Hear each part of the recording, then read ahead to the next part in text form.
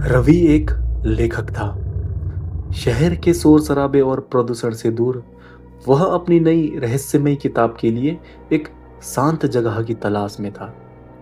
इसी तलाश में वह देवगढ़ नाम के एक छोटे पिछड़े और पहाड़ी गांव में आ पहुंचा। गांव के बाहरी छोर पर एक बहुत पुरानी हवेली थी, काली कोठी। यह हवेली सालों से वीरान पड़ी थी।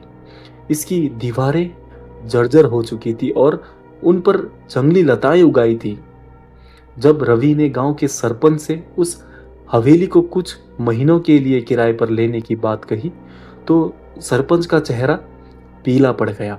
सरपंच ने कांपती आवाज में कहा, वह जगह इंसानों के रहने लायक नहीं है। वहां सूरज ढलने के बाद कोई परिंदा भी पर नहीं मारता। जो भी वहां रात में रुका, वह सुबह का सूरज देखने के लिए जिंदा नहीं बचा। रवि, जो भूत और आत्माओं पर विश्वास नहीं करता था, मुस्कुरा दिया। सरपंच जी, मैं एक लेखक हूँ। मेरी कहानियों में भूत होते हैं, असल जिंदगी में नहीं। मुझे शांति चाहिए और वह जगह मेरे लिए एकदम सही है। तमाम चेतावनियों के बावजूद रवि अपना सामान लेकर काली कोठी में शिफ्ट हो गया। पहला दिन काफी सामान्य रहा। रवि ने हवेली की साफ सफाई की और अपना डेस्क एक बड़ी खिड़की के पास लगा ली, जहां से पूरा जंगल दिखता था। लेकिन असली खेल रात में शुरू हुआ। जैसे ही रात के 12 बजे हवेली का तापमान अचानक नीचे गिर गया। जून की गर्मी में भी जो रवि को ठंड महसूस हो रही थी, वह मौसम का नहीं बल्कि किसी अदृश्य खौफ की थी। अचानक उसे अपने कमरे के बाहर भारी कदमों की आहट सुनाई दी, जैसे कोई गीले पैरों से चल रहा हो। रवि ने दरवाजा खोला, लेकिन दलान में गुप्त अंधेरा था। उसने सोचा शायद यह पुराने घर में चूहा या हवा का शोर होगा, और वह वापस बिस्तर में लेट गया। तभी उसके कान में एक ठंडी सांस महसूस हुई और एक महिला की दर्द भरी फुसफुसाहट सुनाई दी। तुम यहाँ क्यों आए हो? वह तुम्हें भी मार डालेंगे।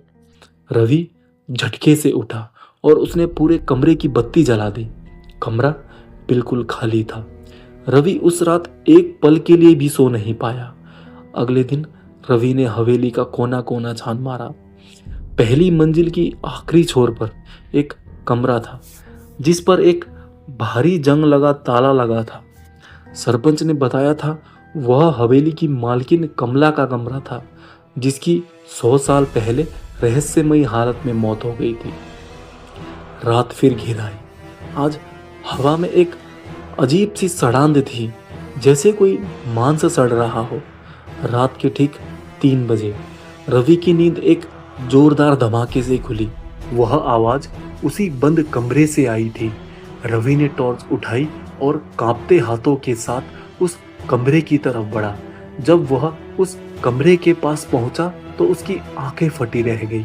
जिस ताले को खोलने के लिए कुल्हाड़ी चाहिए था, वह टूटकर नीचे गिरा पड़ा था और दरवाजा आधा खुला हुआ था। रवि ने हिम्मत करके अंदर कदम रखा। कमरे के बीचों बीच एक पुरानी पेंटिंग टंगी थी।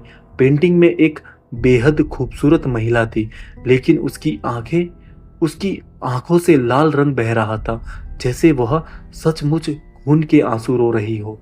तभी दरवाजा रवि के पीछे जोर से बंद हो गया। कमरे में अब कोई रोशनी नहीं थी, सिवाय रवि की टॉर्च के। अचानक टॉर्च की रोशनी भी झिलमिलाने लगी और बुझ गई। अंधेरे में रवि को महसूस हुआ कि कमरे की दीवारें अचानक सिकुड़ रही है। तभी एक नीली रोशनी कमरे में फैली। रवि ने देखा कि कमरे के एक कोने में औरत खड़ी है। उसने लाल जोड़ा पहना हुआ था, लेकिन उसका चेहरा आधा जला हुआ था और उसमें से खून टपक रहा था। वह कमला थी। कमला हवा में तैरते हुए रवि के करीब आई। रवि की आवाज उसके गले में ही घुटकर रह गई थी और वह भागना चाहता था, लेकिन उसके पैर मानो जैसे जमीन से चिपक गए थे। कमला की आत्मा ने अचानक रवि का गला पकड़ लिया। उसके हाथ बर्फ जैसे ठंडे थे। उन्होंने मुझे चुड़ैल कहकर जिंदा जला दिया था। इस गांव ने तमाशा देखा, अब मैं किसी को नहीं छोड़ूंगी। उसकी आवाज दोहरी और भयानक थी, जो सीधे रवि के दिमाग में गूंज रही थी। रवि की सांसें टूटने लगी, उसकी आंखों के सामने अंधेरा छाने लगा।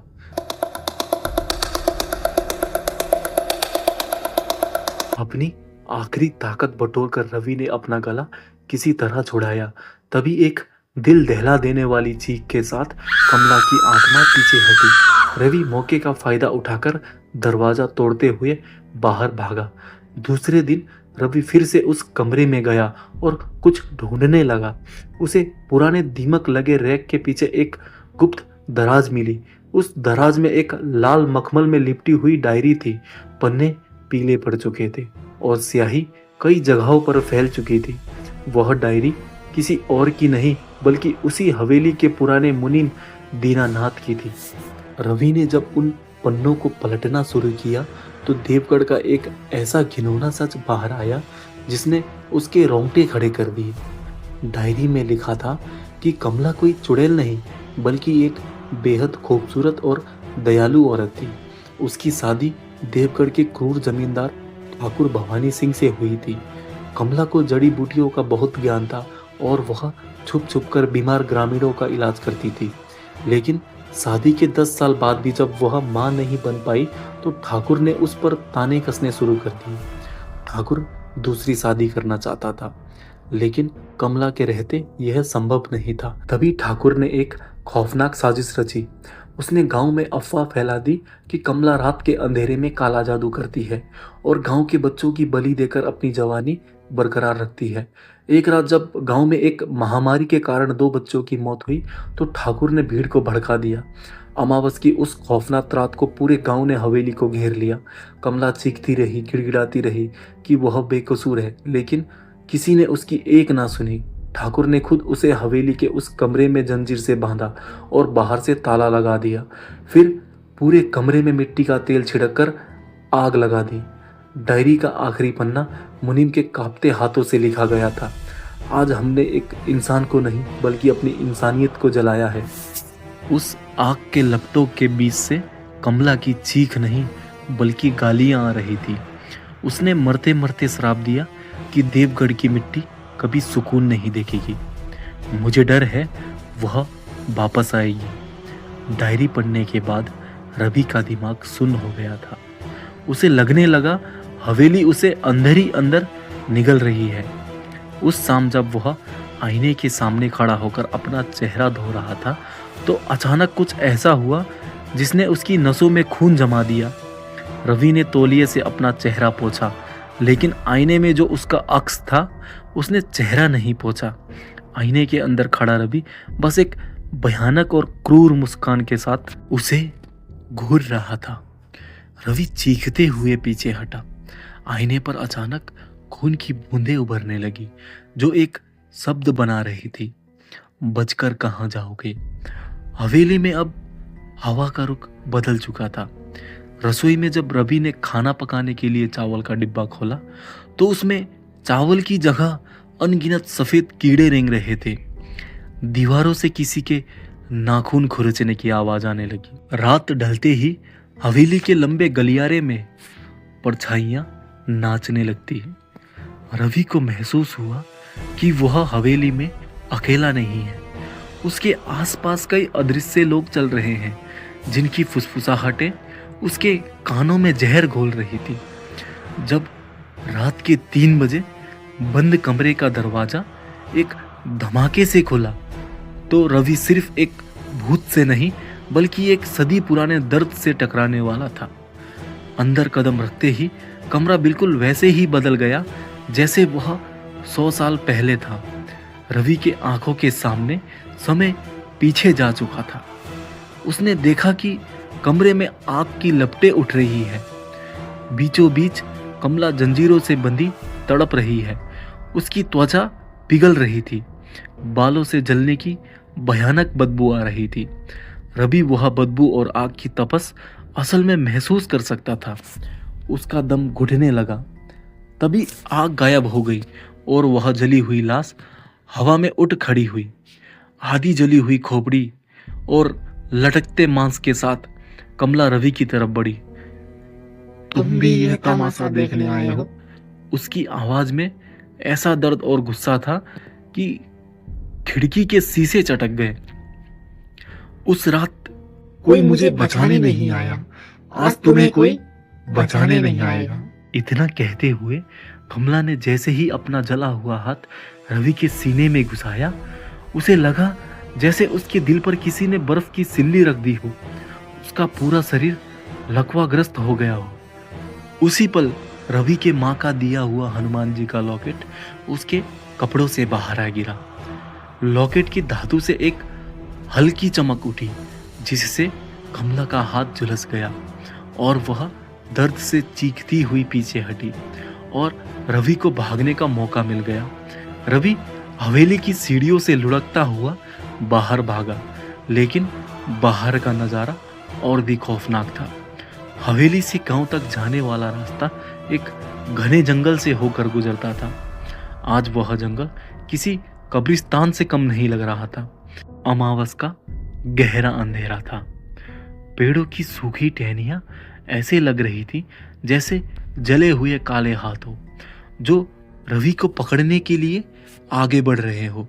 जब रवि दौड़ रहा था तो उसे अपने पीछे सिर्फ एक कदम नहीं बल्कि सैकड़ों कदमों की आहट सुनाई दे रही थी।